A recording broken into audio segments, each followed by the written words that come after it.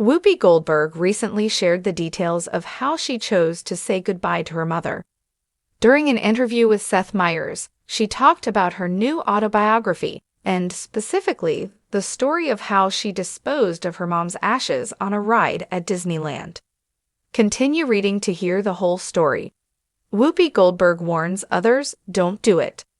The View host is currently making her rounds to other talk shows to promote her autobiography, Bits and Pieces, My Mother, My Brother, and Me. On Wednesday, she appeared on Late Night with Seth Meyers. During their conversation, Whoopi Goldberg provided details about one of the stories she tells in her book. The Sister Act star chose a rather unconventional method of getting rid of her mother's ashes. Typically, people wanted to be spread at the beach or in the mountains. Whoopi decided to ditch her mom's ashes on a ride at Disneyland.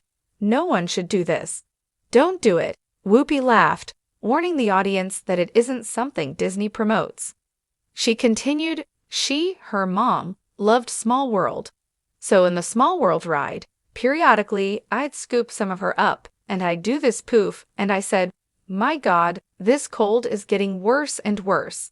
And then we got over to the flowers where it says Disneyland, and I was like, oh, look at that, poof.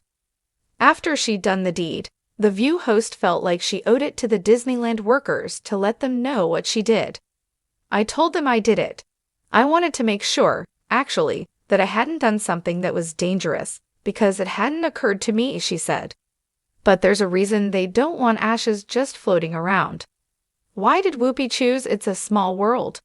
In her book Bits and Pieces, Whoopi Goldberg provided more information on why she chose to spread her mom's ashes at Disneyland, and specifically on It's a Small World.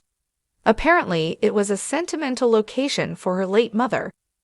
It was her vision of what human beings should be, these children of the world, all colors, religions, and cultures together.